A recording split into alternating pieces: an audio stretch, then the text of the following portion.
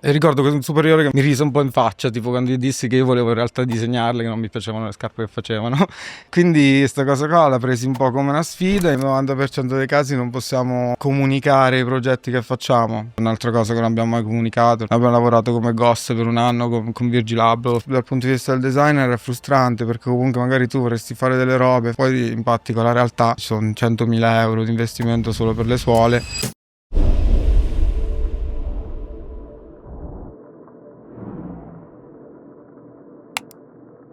Benvenuti all'Oma Launch Podcast. L'Oma Launch Podcast è il primo podcast di Loma Lab 035. Qui diamo voce ai giovani imprenditori, creator e designer che lavorano dietro le quinte della moda, per scoprire le loro storie, le loro sfide e per lasciarsi ispirare. L'ospite di oggi sa già come saranno le sneakers fra 10 anni, perché le ha già disegnate probabilmente. Qui con noi il founder di RAL 7000 Studio, Michael Cutini. Ciao, allora, grazie mille.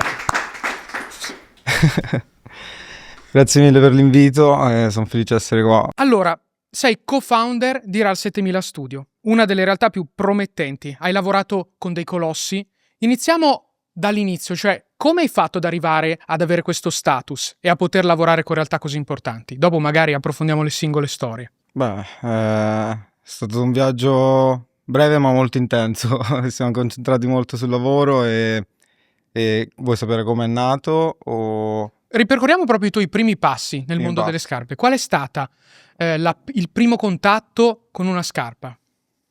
Il primo contatto con la scarpa è stato, penso, tramite i miei genitori, Ok. che entrambi lavorano nel settore e si occupano entrambi di due passaggi, hanno due ruoli all'interno della produzione nelle marche da cui provengo, e quindi io sono stato sempre fin da piccolo, diciamo, un po' parte di questo mondo anche senza volerlo.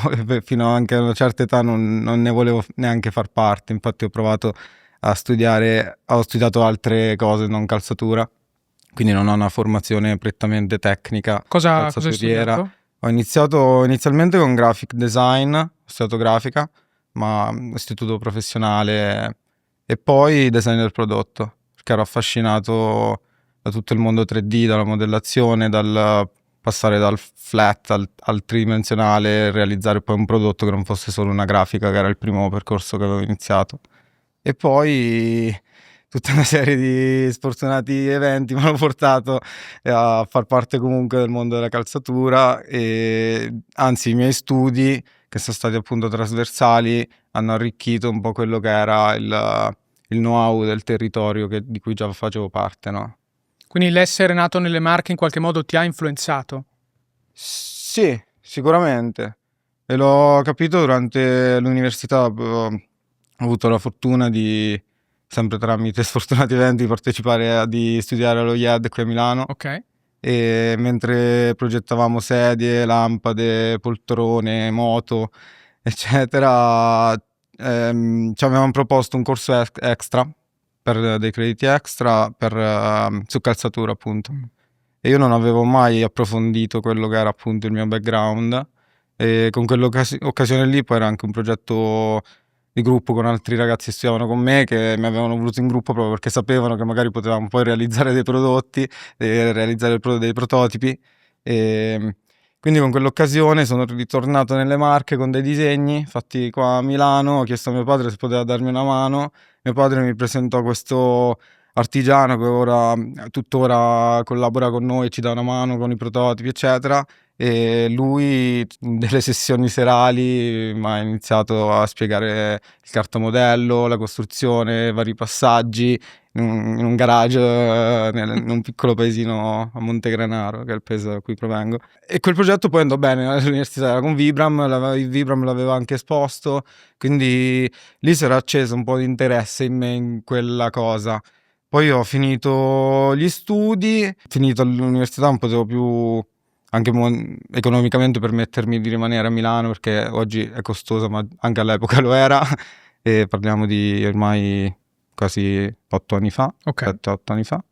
E quindi cercando degli stage, eccetera, trovai uno stage da Tozz nelle Marche, che era vicino a casa mia, era a 7 minuti da casa mia, l'headquarter. Era pagato tipo il doppio di quelli che trovavo a Milano, col quale non potevo neanche permettermi di pagare tipo la camera, no? E quindi ho detto dai, a malincuore sono tornato giù, ho iniziato questa experience lì e si è aperto un mondo. Si è aperto un mondo perché ero tornato dalla città nella provincia, da, da dove non volevo effettivamente tornare, non volevo lavorare nelle scarpe, però mi ci sono tipo ritrovato, quindi è stato tipo un po' anche, boh, forse è destino che dovessi tornare giù e ad oggi cioè, lo rifarei senza pensarci, perché poi nelle Marche appunto ho conosciuto tutti gli altri ragazzi, marchigiani e non, che stavano inseguendo quel sogno lì e quindi abbiamo iniziato a fare cose anche extra lavorative perché appunto iniziando come stagista in un'azienda così grande la libertà espressiva è pressoché inesistente, no? Perlomeno sei un po' l'ultima ruota del carro, aziende molto grandi sono spesso molto piramidali, quindi molti personaggi sopra di te che tu rispetti o meno, però devi seguire le loro indicazioni, no? E quindi lì ho deciso, soprattutto quando tipo ricordo un mio superiore che quando gli dissi che io, perché poi sono entrato come grafico, Ok. lo stage era come grafico, perché avevo queste skills appunto, riuscivo a cambiare i colori, i materiali, che all'epoca comunque era una roba non scontata nelle aziende, no? E ricordo un superiore che mi rise un po' in faccia, tipo quando gli dissi che io volevo in realtà disegnarle, che non mi piacevano le scarpe che facevano. E quindi sta cosa qua l'ho presi un po' come una sfida e iniziai a fare tante cose fuori al lavoro, veramente tante, iniziando a fare con i miei amici più storici proprio del paesino, a fare dei piccoli prototipi. Poi ho conosciuto Agata Panucci, che qui salutiamo, che anche lei mi ha motivato molto perché lei invece, anche lei lavorava, era finita da Milano in Toz e lei invece era stilista venendo da Marangoni e quindi mi aveva motivato anche lei molto a prendere quel ruolo e venire riconosciuto un po' come designer, no? E poi ho conosciuto altri ragazzi, Gregory, Mattias, tutti altri ragazzi con cui abbiamo iniziato a fare i custom fuori dal lavoro e i mashup. Un'altra cosa che all'epoca andò forte, con cui ho guadagnato i primi follower su Instagram, sono stati i mashup, no? Quindi che all'epoca non faceva quasi nessuno, tipo l'avevo visto da un ragazzo americano che però non aveva un grosso riscontro e quindi avevo iniziato a fare questa cosa qua anche come allenamento, tutte le sere facevo tipo 3 mashup. Spieghiamo bene che cosa sono i Mashup è praticamente con Photoshop, programma che penso conoscono tutti, mettevo dentro le viste laterali, le side view delle scarpe e le andavamo oddio, a scomporre e ricomporre. Quindi cambiavamo i pezzi, le suole, poi diventando sempre un po' più skillati con Photoshop iniziavamo a fare dei pezzi nuovi, a ridisegnare delle parti e a ricondividerle su Instagram fondamentalmente. Facevo tipo 3 post al giorno, non si ricavava quasi nessuno inizialmente, poi la cosa è cresciuta fino a che non mi ha contattato iSnowbyte e abbiamo fatto il format su iSnowbyte tipo bimensile. Aprì la partita IVA per quella cosa là fondamentalmente. Facevamo 2 mashup al mese su Snowbite e questo mi diede più visibilità. Quindi tante cose in contemporanea, c'era il percorso tradizionale lavorativo, quindi fatto di anche riunioni, sbatti, orari lavorativi e quant'altro. La sera prototipi, custom, modelli fatti da zero con l'artigiano, perché poi ho continuato a lavorare anche con lui perché inizialmente volevo fare una mia linea e quindi il sogno di fare il proprio brand, che poi col tempo ci si rende conto che non basta solo la creatività, ma altri punti magari ne parleremo più avanti. Poi praticamente queste cose ho iniziato a condividerle tutte, ho trovato il secondo lavoro come dipendente, ma come designer, quindi andai che saluto, dal capo reparto della TOZ proponendomi come designer, dicendogli io voglio fare designer, portai anche tipo un pacchetto di cose disegnate da me e gli dissi se mi cambiate posizione rimango, se no vado via. La tipa mi fa lunedì ti faccio sapere, io sto ancora aspettando quel lunedì e in concomitanza mi arrivò la richiesta su Instagram appunto da Santoni, che è un'altra azienda marchigiana molto conosciuta nel mondo del formale super lusso e che cercavano appunto dei designer lato sneakers. Quindi sembrano sneakers più di lusso, made in Italy, e decisi di andare là. Quindi mi sono licenziato da Tozza, andai da Santoni e lì si è accesa un po' la macchina, nel senso che poi da Santoni ho conosciuto un'altra persona fondamentale per il mio percorso e che mi ha un po' cambiato la vita e la prospettiva, il punto di vista, che è Marco Simonetti, mio attuale socio in RAL, che aveva molti anni di esperienza comunque alle spalle rispetto a me, perché comunque è una persona più grande, una famiglia e tanto know-how del mestiere, una carriera già avviata all'epoca. È stato figo perché praticamente alla fine mi sono trasferito, sono andato da Santoni e lì sono durato altri 8 mesi, perché ho fatto praticamente un anno, neanche un anno da Tozzi e 8 mesi da Santoni, poi mi sono licenziato e sono andato a lavorare con Marco. Cavolo. Una cosa figa è stata portare avanti entrambi gli aspetti del mondo del design, del footwear design, che poi magari approfondiremo, che col tempo poi ho iniziato a dividere, nel senso che c'è tutto un lato più social, Instagram, di custom, di prodotti virali, eye catchy, e tutto un altro che invece è fatto di professionalità, skills concrete e una conoscenza molto approfondita, che è poi quella che andiamo a vendere ai clienti con RAL, perché comunque RAL è stato sempre un po' ibrido, anche dato dal fatto che dopo che ho conosciuto Marco e abbiamo iniziato a lavorare insieme, ho iniziato uno a uno a portare dentro i ragazzi che avevo conosciuto prima di quell'esperienza là, quindi tutti i ragazzi con cui facevo i custom, da Agata, Mattias, da Francesco e tutti gli altri ragazzi che poi sono stati fondamentali per la crescita della società, perché ad oggi la società coinvolge una decina di persone. Alcuni sono molto trasversali, altri verticali, e riusciamo a fornire un servizio a 360 gradi. Inizialmente era solo sul prodotto e poi anche in quello che va a circondare il prodotto, quindi anche un aspetto marketing, art direction della campagna, del prodotto che disegniamo, perché inizialmente magari era più il cliente ci chiama, ci chiede una parte di collezione, un prodotto, più prodotti, ridisegnare delle tomaie, po' più tradizionale, e poi siamo passati invece, dato che avevamo un po' anche quel know-how dell'Instagram, del contenuto, di come scattare il custom, no? Abbiamo unito queste due cose e preso all'interno dei 3D artist, abbiamo un ragazzo specializzato in art direction e marketing, e quindi riusciamo oggi a dare anche un servizio più completo, secondo me, anziché far solo il prodotto e poi darlo in mano al cliente che magari poi lo brucia o non comunicandolo come ci piace, o semplicemente perché poi quando andiamo a disegnare una collezione, un pezzo, una parte collezione, ci immaginiamo fin dall'inizio come vorremmo che venga rappresentata, no? Ottimo, tutto chiaro. Mi hai Vai. fatto un excursus Ho fatto- completo. Però vuoi raccontarmi meglio Vai. qual è il ruolo del footwear designer? Cioè, che cosa fai tu realmente? Allora, su footwear design, nel senso c'è il footwear designer che lavora interno nell'azienda, che quindi segue le dinamiche aziendali e disegna i prodotti che gli vengono un po' spesso suggeriti al merchandising Ok.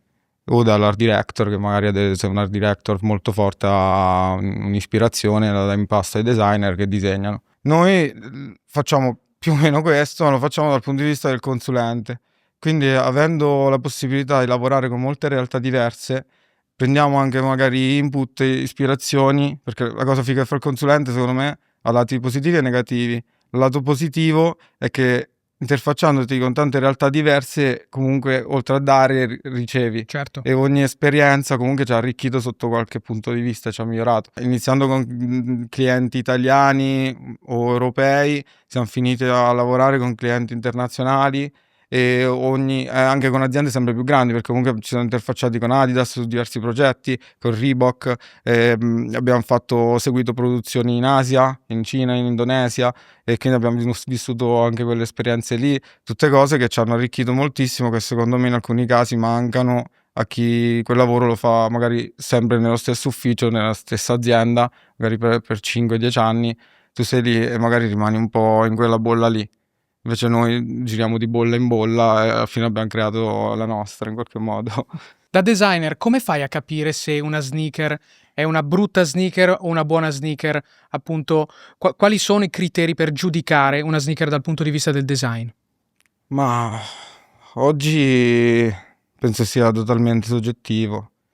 Cioè, posso valutare tipo, cioè io quando vedo una sneakers riesco a scomporla e anche a immaginare poi i costi che ci sono dietro, i vari investimenti che ha fatto l'azienda per realizzare quella sneakers. Quindi posso dirti magari se è fatta bene o male, però il gusto, nel senso se è bella o brutta, secondo me rimane molto poi soggettivo. Sicuramente un dato sono le vendite, sicuramente. Cioè nel senso, a prescindere magari le sneakers che oggi in Italia vendono di più a noi non piacciono probabilmente. Non c'è un peso, cioè non c'è una bilancia e sopra ci metti un po' di arte, un po' di funzionalità.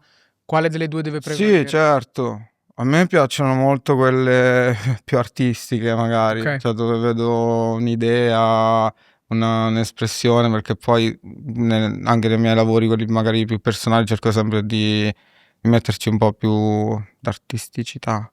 certo. Però poi se guardiamo il mercato ad oggi i brand che vendono di più sono legati sicuramente alla funzione. Cioè tipo On Running al momento sta dominando il mercato, ha rubato un sacco di spazio magari ai colossi più tradizionali, o ma anche Salomon o Oka, e sono tutti brand che al momento a livello proprio di business, cioè fanno da padroni, e sono delle sneakers legate e molto studiate sulla funzione. Sono anche dei brand con cui anche ultimamente abbiamo avuto opportunità, occasioni di collaborare, visitare il headquarter, eccetera. E c'è una visione totalmente diversa da quella che magari può essere una sneakers di, non so, di Rick Owens, che magari è più un'espressione più artistica, che magari io personalmente preferisco, però non venderà mai quante la Cloud Monster di On a livello proprio di quantità, no? Vuoi dirmi la tua sneaker preferita dal punto di vista del design?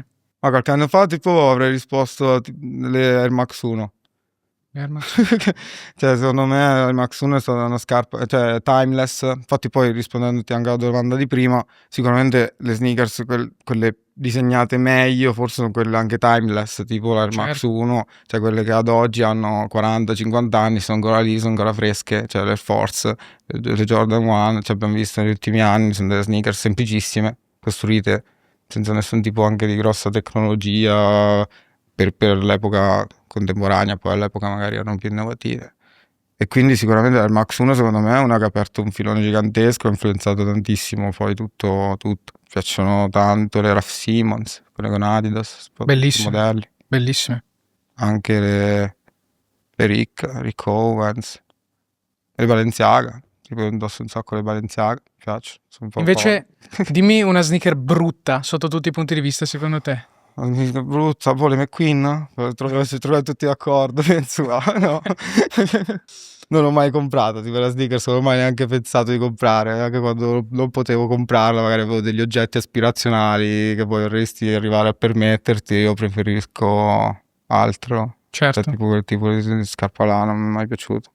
Quando vai a disegnare una sneaker, quali sono le cose che guardi e soprattutto ultimamente, fai utilizzo dell'intelligenza artificiale? Sì, ho voglia. Mm. Il periodo al momento ne abbiamo abusato. Ok, Al momento ne abbiamo veramente abusato, poi cioè a me non è mai piaciuta come roba. Mm. Però capisco che a livello proprio di ottimizzazione dei tempi, cioè se la vediamo proprio in un'ottica che tempo e denaro, offriamo questo servizio, abbiamo magari tanti clienti, Lato disegno, lato processo creativo, lato. ispirazione. Allora, esatto, tipo a me piace usarlo magari per l'ispirazione, perché comunque riesci a crearti un po' il tuo Pinterest personale al momento customizzato. Prima magari facevi più ricerca su Pinterest, Instagram e quant'altro, e adesso invece, sapendo più o meno dove vuoi andare a parare, riesci ad arrivare lì. Non mi è piaciuto tipo tutto l'approccio cioè di creare proprio il prodotto finale o l'artwork in AI, è una cosa che a me, che comunque io ho iniziato anche il grafico all'inizio perché mi piaceva disegnare, di base era l'unica cosa che mi riusciva, e quindi cioè, è un po' uno sminuire quel lavoro là, cioè, ma penso anche nelle altre arti, Certo. cioè che tu faccia musica, che tu scriva, cioè il fatto che una macchina fa il tuo stesso lavoro, magari anche un decimo, un centesimo del tempo, magari lo fa anche meglio in alcuni casi, può anche starti un po' si possono dire le parolacce. Sì, si possono Può dire. starti sul cazzo una cosa. Credi che si possa mai sostituire all'uomo come tecnica? Ma secondo me no, cioè ad oggi secondo me no, è sicuramente un boost incredibile, però alla fine, tornando a quello che dicevamo prima, il nostro lavoro, cioè dal punto di vista tecnico, ad oggi non può essere sostituito, cioè la scelta del materiale, delle proporzioni, ma anche proprio noi andiamo molto nel dettaglio, quindi facciamo anche proprio i file per le suole, Ok. file 3D per la suola, per la maquette, che poi si trasforma in stampo, è tutto la forma che dà lo shape, l'ast interno che dà lo shape alla scarpa, tutto quel ruolo lì più anche tecnico, sicuramente. non può essere sostituito per il momento. Poi magari l'anno prossimo uscirà un'AI che fa studiata a tavolino per sostituire il designer di calzature, quindi sì, magari lo faranno. E magari ci stanno già lavorando, non lo so. Penso che sia stato uno strumento che ha fatto sicuramente parlare tantissimo. Sì. Secondo me mette più in difficoltà i giovani in realtà, cioè nel senso, anche io mi reputo ancora giovane, cioè neanche 30 anni, però se penso all'epoca appunto quando Marco tipo o altri designer in concomitanza a Marco in quel periodo o alcuni brand ci hanno selezionato, è stato perché comunque avevamo un po' la creatività, ci siamo riusciti a far notare con una creatività più forte, e ad oggi invece l'AI può mettere un po' allo stesso livello tutti quanti, favorendo secondo me chi ha già il business e il lavoro. Certo. Nel senso che se te sei un emergente, vuoi emergere solo con la creatività, oggi io che magari ho la struttura, il team e il know-how, posso avere lo stesso tool tuo a livello di creatività, e quindi sarà secondo me più difficile un po' spiccare. No, chiaramente. Abbiamo detto prima, tu fondi RAL 7000 Studio nel... Ci stavano chiedendo venendo qua, 4 anni fa. Ok, 4 anni fa. E in pochissimo tempo, io adesso faccio alcuni nomi, Bershka, Adidas, Reebok, Garment Workshop, Fear of God, ecco, tutti questi nomi sono nomi che hanno collaborato con il vostro studio. Qual è il segreto per arrivare in così poco tempo a collaborare con dei colossi di questo tipo? Sì, poi sono anche, cioè quelli che hai nominato sono tipo quelli che possiamo nominare, appunto, perché poi Perché il ce ne lato sono... oscuro della consulenza è che firmi tanti NDA, e quindi nel 90% dei casi non possiamo comunicare i progetti che facciamo. È un po' come il ghostwriter, Cavolo. che non sempre è citato E nei questo pezzi. non credi che sia un po' un limite? Certo che è il limite per il quale poi adesso che l'attività comunque di consulenza è avviata, abbiamo un team, abbiamo inserito altri ragazzi fortissimi, quant'altro io personalmente mi sto più dedicando nel creare magari un qualcosa di più mio e personale, proprio perché comunque forse anche per ego o per soddisfazione personale non sempre fare le consulenze appunto è totalmente soddisfacente al 100%, perché comunque tu vendi un qualcosa al quale magari lavori anche per un anno, è come se vendi un figlio, no? Tipo un parto surrogato in qualche modo, perché comunque lavori e ci perdi tempo, c'è la passione per la cosa, e poi magari non puoi comunicarla, magari in qualche caso non te la mandano neanche in seeding, è una cosa che a livello personale può anche darti fastidio in alcuni casi. Cioè tipo un'altra cosa che non abbiamo mai comunicato, ormai non posso parlare, tipo abbiamo lavorato come ghost per un anno con Virgil Abloh fino alla fine della sua carriera. Quindi l'hai conosciuto Virgil? Sì, ci ho scambiato messaggi giorno e notte per un anno praticamente. Si può dire per quali sneaker? E noi lavoravamo proprio come consulenti per lui a 360 gradi su Vuitton e Off-White? Nike, Vuitton, Off-White. Okay. Cavolo. E quello, pure adesso stiamo lavorando molto con Kit, con Ronnie. Come funziona interfacciarsi con persone di questo calibro? Cioè, come gestisci tutte queste connessioni diverse ma così importanti allo stesso tempo? È difficile, fa un gran lavoro il mio Marco, il mio socio, che è bravissimo nella gestione, nel trattare col cliente, nel gestirlo, perché appunto ha quell'esperienza e professionalità che è fondamentale per il nostro lavoro, perché comunque è figo poi farlo vedere agli altri, ma che a un certo livello di clientela al cliente non piace che tu comunque vai lì e ti fai la foto con lui e comunichi ciao, sto lavorando col tizio e Caio, perché non è in qualche modo, poi noi l'abbiamo sempre vissuta così, poi c'è chi lo fa e riesce a farlo, non so, è totalmente soggettivo, però non è, in alcuni punti, per alcuni non è professionale, nel senso noi abbiamo sempre comunicato pochissimo in maniera super discreta queste cose qua, proprio perché comunque è il nostro lavoro e in qualche modo è quello che ci ha permesso di crescere, ad aprire il primo spazio a Civitanova, che il secondo ora a Milano, abbiamo preso un altro studio qua a Milano, di far crescere il team e di pagare tutti, di pagare l'affitto, di pagare i codi, di coprire tutti i costi e di farci crescere, perché comunque nessuno di noi, cioè RAL non ha mai avuto investimenti esterni o aiuti, diciamo è stata una cosa sempre costruita a mattoncino alla volta, E siamo partiti io e Marco, e poi è entrato Mattias, poi Agata, Francesco, Paolo, Alberto, Simone e tutti gli altri. Quindi anche, cioè questo è un po' il lato forse più brutto di fare consulenze. Cioè, dall'altro parlavamo del fatto che comunque ti interfacci con tantissime persone che rispetti tantissimo e ammiri, perché per me il giorno che c'è scritto Virgil, cioè è stata un'emozione assurda per me. Raccontamelo. È stato assurdo perché eravamo in ufficio io e Marco, era successa una cosa che praticamente avevo fatto un mashup di quelli che dicevamo prima su Off-White, e da Off-White l'avevano copiato palesemente. Avevano droppato questa scarpa qua che era la Odyssey qualcosa, che era proprio era era il render riproporzionato su una forma reale, diciamo, perché era un po'... E io feci una storia per cui poi mi hanno risposto anche delle persone che lavoravano ad Off-White dicendomi che effettivamente i designer si erano ispirati. Io taggai tipo Virgil dicendo potevamo farla meglio, tipo una roba così. e dopo 3 mesi, 3-4 mesi, praticamente apro Instagram e trovo il messaggio DM di Virgil che mi fa, no, riguardo a quello mi fa un altro, c'era in mezzo anche un altro personaggio del settore, e fa, il tipo ha unito i puntini, iniziamo a lavorare. E quindi così abbiamo fatto un contratto che non avrei neanche fatto, ci avrei lavorato gratis. e è iniziata quell'avventura là.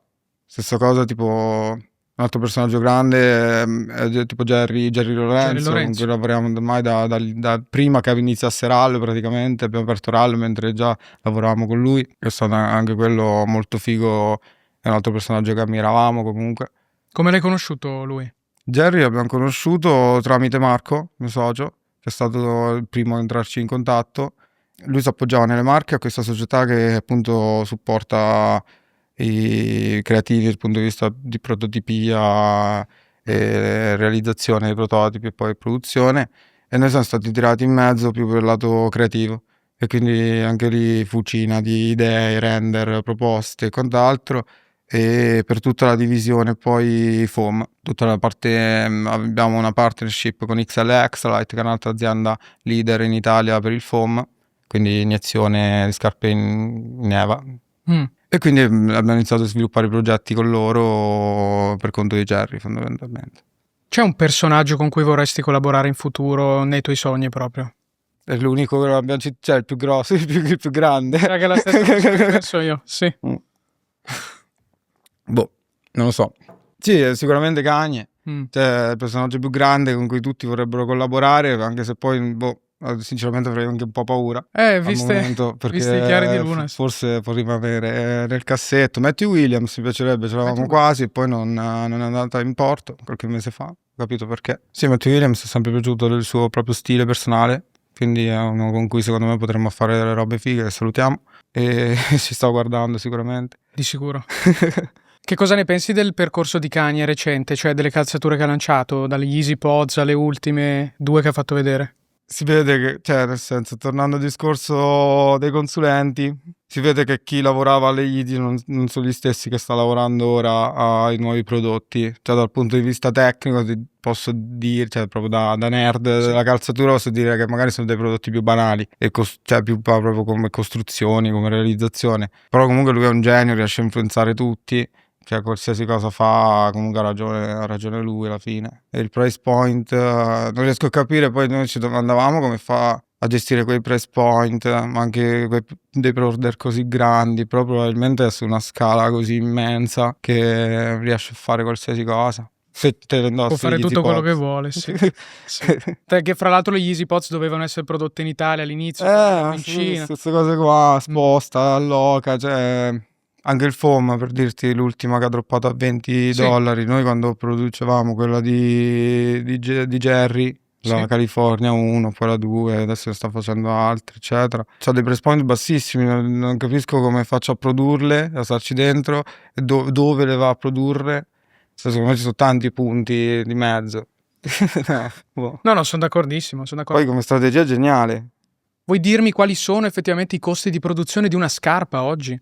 Perché si vedono diversi price point in giro. Ed è tutto molto basato su quantità, quindi partiamo dal presupposto che ogni brand riesce a rispettare, a star dentro dei minimi quantitativi, MOQ, e quello è già un bel punto di partenza, perché comunque in base alle quantità che potrebbe riuscire a fare il brand, noi lo dirottiamo su delle possibilità, perché comunque ad oggi tipo produrre in Italia ma anche in Europa, in Portogallo, sta diventando quasi impossibile, perché comunque il prezzo della vita in Europa è aumentato e quindi è giusto che chi lavora alla filiera produttiva abbia una vita decente e quindi il prezzo della produzione è aumentato. Che questi sono i costi di man working, quindi cioè Certo. le persone che ci lavorano. E poi c'è tutto il discorso degli investimenti dietro al molding, quindi se parliamo di una struttura nuova, un design nuovo, ci sono investimenti grossi per gli stampi,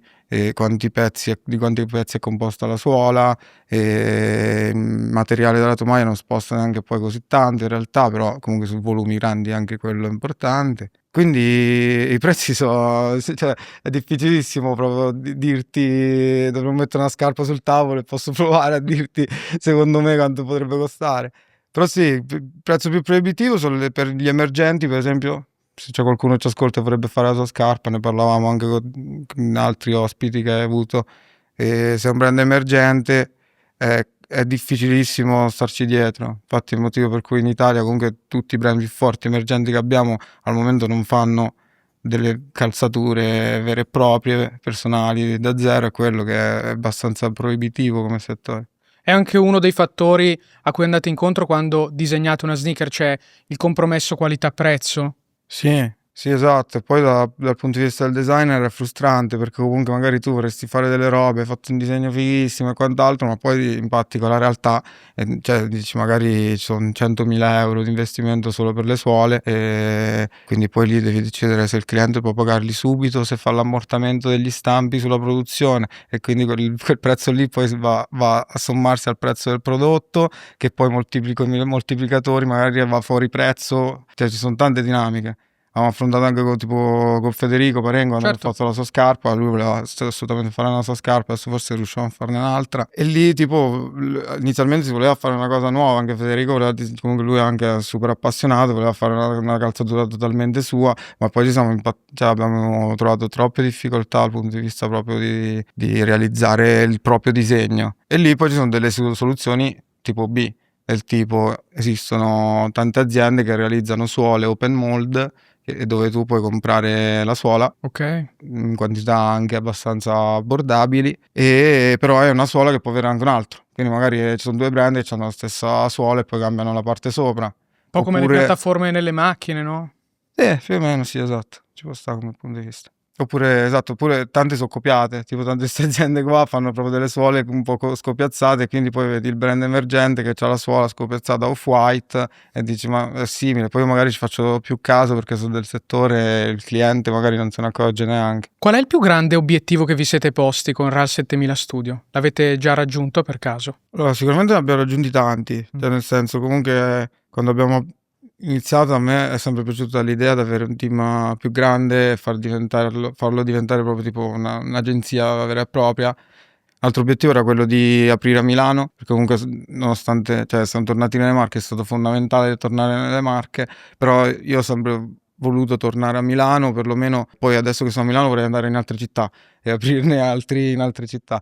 Però dal punto di vista consulenza sì, quindi continuare a crescere, trovare sempre altri creativi magari poi da lanciare, perché dopo la consulenza tipo una fase B che si è avviata era quello di non più fare solo consulenza ma creare anche dei brand. Quindi mi piacerebbe che da oggi a 10 anni RAL diventasse un gruppo che possiede i propri brand e che tutto quel know-how acquisito tramite tutti i clienti che ci hanno permesso di crescere vada poi speso nelle nostre cose. Figo perché ci stiamo riuscendo, nel senso che adesso a marzo lanceremo il primo brand che vede Agata con Panucci come direttrice creativa e quindi copartecipato da un gruppo molto grande e che ci ha dato appunto il permesso la possibilità di realizzare un brand da zero con un nuovo logo e una nuova linea di prodotti totalmente disegnati da zero, quindi investimenti anche molto importanti che da soli non avremmo potuto fare. Quello è il primo, poi ne stiamo realizzando un altro con altri partner italiani, anche questi molto grossi. Il terzo è proprio quello di far diventare RAL, staccare, cioè dividere. Finora abbiamo fatto sempre dei drop dentro RAL 7000 Studio e quindi abbiamo fatto dei co-branding con lo studio consulenza, cosa che secondo me ha creato un po' di confusione, che poi non si capisce bene cosa facciamo, non è né carne né pesce, no? Quindi adesso abbiamo diviso le due cose e nascerà appunto questo Redefine Among Legacy, acronimo RAL, dove dropperemo proprio solo i nostri prodotti, inizialmente B2C anche qua con dei partner, per poi magari aprire distribuzioni eccetera con nuove tecnologie, tipo queste robe qua. Cavolo. Questo poi, se poi ne parliamo un po' di tutto il mondo stampa 3D eccetera, che comunque è molto interessante. E quindi sì, come obiettivo sicuramente questo, cioè far continuare lo studio con le consulenze e farlo diventare un'agenzia sempre più grande, magari aprire anche all'estero, tipo a Los Angeles o a Parigi, ci stiamo capendo. Adesso sono stato recentemente a Tokyo, tipo sogno di aprire un altro spazio a Tokyo. E poi tutto il discorso brand e fare creare delle realtà proprio nostre o copartecipate, dove poi possiamo andare direttamente ai consumatori, vendere e fare cose fighe senza che nessuno ci dica cosa vuole. No, essere un po' più di liberi. libertà. Esatto. Sì. A un giovane che vuole diventare un footwear designer, che cosa consigli? Studiare, magari di trasferirsi in una zona dove fanno davvero le scarpe. Pietro Sangi, Luca Sangi, so, conoscete, un altro ragazzo che gira nella nostra bolla, appunto, che lui è stato il primo ragazzo che ho conosciuto che da Milano, locals milanese, si è trasferito nelle Marche, ha fatto l'opposto, no? Per frequentare più la fabbrica, l'artigiano, il fornitore, andare nelle concerie, girare, puoi farlo nelle Marche, puoi farlo in Toscana, puoi farlo in Veneto, anche qua in Lombardia, su diversi distretti in Italia forti, anche a Napoli, però di frequentare proprio la fabbrica, cioè di vedere cosa fanno, cosa non fanno, di capire innanzitutto se sei italiano, come vengono fatte le cose qua. Poi se hai la possibilità di viaggiare anche, tipo a me quando sono iniziato a stare nelle fabbriche asiatiche, quando ho visitato per la prima volta la Cina, sono stato 4-5 volte, sono stato in Indonesia, in queste strutture gigantesche che sono fortissimi comunque, cioè quando diciamo visto che ne parlavi anche in un'altra intervista, quando diciamo il Made in Italy per le scarpe, se parliamo di sneakers, cioè conta fino a un certo punto. Se fai la LV Trainer, chapeau, cioè bellissima, fatto in Italia, più lami pazzeschi. Però se parliamo di scarpe magari anche più tecniche, più particolari, più elaborate dal punto di vista proprio tecnico, secondo me l'Asia ormai è, cioè, proprio anni luce avanti a noi, proprio dal punto di vista tecnologico. Qual è la differenza? Cioè, raccontami una fabbrica italiana contro una fabbrica in Cina. Ma la fabbrica italiana è molto più legata ancora, secondo me, all'artigianalità. Molti processi sono ancora molto manuali, mentre all'estero ho visto cose molto più elaborate, cioè stesso macchinario magari molto più innovativo, dei passaggi molto più industrializzati, quindi più efficienti, più veloci nella produzione, e poi appunto ci sono fabbriche e fabbriche. Fortunatamente noi abbiamo anche delle società con cui lavoriamo dove non ho visto sfruttamento del lavoro in maniera pesante come magari ci immaginiamo da fabbriche, come abbiamo visto nelle fabbriche di Shein eccetera, quindi perché comunque lavoriamo sempre per brand comunque medio-alti, Certo. e quindi non abbiamo mai incontrato proprio quelle produzioni super aggressive, prodotti a 5-10 euro, e quindi ho visto delle fabbriche alla fine belle, cioè dove anche in Indonesia, sono stato in Indonesia per Otri, che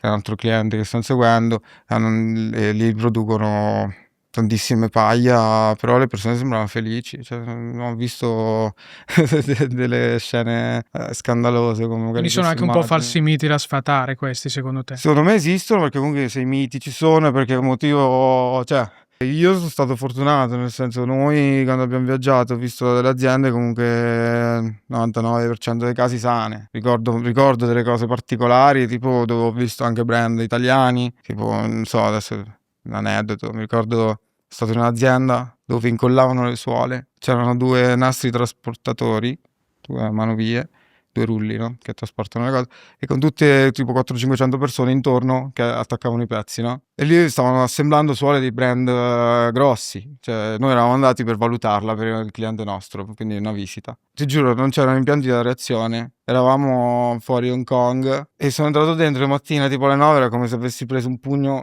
sul naso. Cioè, tipo, sono entrato dentro e ho fatto che cazzo, perché cioè, non c'era impianto di reazione, caldissimo, era estate, e quella tipo è una cosa che ricordo brutta a livello proprio di man working, che poi tornare all'inizio, i miei fanno gli operai nel settore calzaturiero, e quindi vedere quella roba lì, pensare che cioè, potevo essere figlio anche di 2 che nascevano qua, cioè di 2 che lavorano qua, non avrei mai fatto nulla, probabilmente. Ripercorrendo un po' tutta la tua carriera, Sì. stiamo arrivando alla fine di questa intervista.